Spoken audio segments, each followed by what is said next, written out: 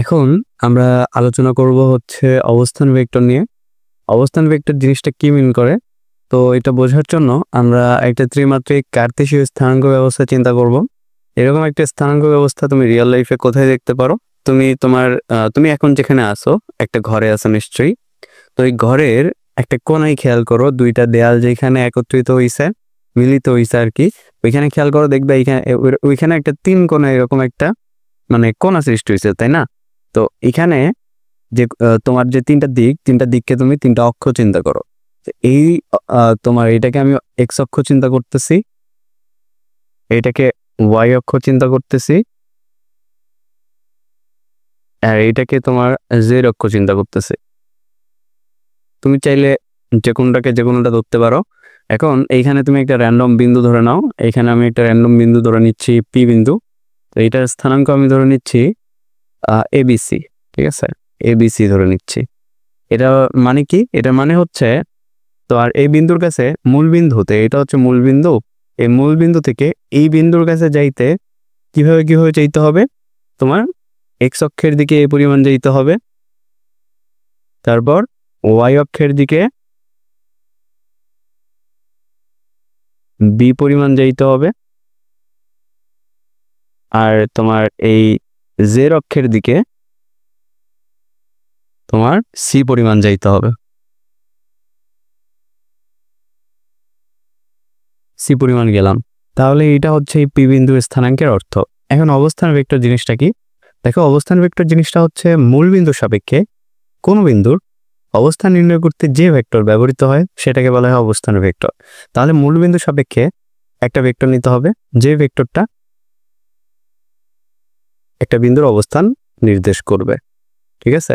তো এখন এই যে ভেক্টরটা, এটাকে আমি ওপি ভেক্টর ধরে নিচ্ছি।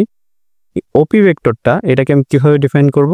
ওপি ভেক্টরটা এটাকে এইভাবে তুমি লিখতে পারবা, এ আই হ্যাট মানে এক্স অক্ষের দিকে আই পরিমাণ গেছে, বি জে হ্যাট এবং সি কে হ্যাট। বুঝতে পারছো? তো এইটা হচ্ছে অবস্থান ভেক্টর। এখন তোমার আরেকটা কেস দেখাই। ধরো এখানে আরেকটা বিন্দু আছে যেটাকে আমি কিউ বিন্দু ধরে নিচ্ছি। এই কিউ বিন্দুর স্থানাঙ্ক আমি ধরে নিচ্ছি ছোট হাতের এক্স, ছোট হাতের ওয়াই, ছোট হাতের জে। এখন তাহলে মূল বিন্দুর সাপেক্ষে এই কিউ বিন্দুর অবস্থান নির্ণয় করতে আরেকটা আমার ভেক্টর নিব, এইটাকে আমি বলবো হচ্ছে ও কিউ ভেক্টর, ঠিক আছে? তাহলে ও কিউ ভেক্টর এটাকে আমি কিভাবে ডিফাইন করব? X I hat plus Y J hat plus Z K hat, right? এখন তোমাকে যদি পি কিউ ভেক্টর বের করতে বলে তখন তুমি কিভাবে বের করবা? ধরো পি কিউ ভেক্টর বের করতে বললো, পি কিউ, এই পি থেকে কিউ এর দিকে একটা ভেক্টর, এই পি কিউ, এই ভেক্টরটা তুমি কিভাবে বের করবা? পি কিউ ভেক্টরটা বের করার জন্য এটা ঠিক আছে, মূলত প্রশ্ন আসে তোমার এই জায়গা থেকেই, তোমার পি কিউ বা এ বি এরকম বের করতে দেয়। তো এই ক্ষেত্রে তুমি যেটা করবা, পরে কি আছে দেখো, কিউ আছে না, পি কিউ ভেক্টর, এই কিউ এর আই হ্যাটের যে তোমার সহগটা আই এর যে সহগ, সেইটা থেকে পি এর আই এর যে সহগ সেটাকে বিয়োগ করে দিবা, মানে পরেরটা থেকে আগেরটা বিয়োগ করে দিবা, এরকম করে দিবা। কোনো অত কিছু চিন্তা করার দরকার নেই, একটা ভেক্টর থেকে আরেকটা ভেক্টর বিয়োগ করে দিবা। Y J hat plus Z K hat minus A I hat plus B J hat plus C K hat. তাহলে এটাকে আমি কিভাবে লিখতে পারি? X minus A I hat plus তোমার Y minus B J hat plus Z minus C K hat. বুঝতে পারছো? তাহলে তোমার এখানে আমি একটা উদাহরণ দিয়ে দিই তোমাকে, তাহলে তুমি আরো জিনিসটা ভালোভাবে বুঝতে পারবা।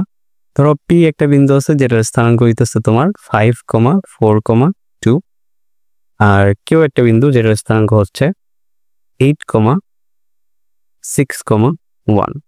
তো এখন তোমাকে বলবো পি কিউ ভেক্টর বের করো।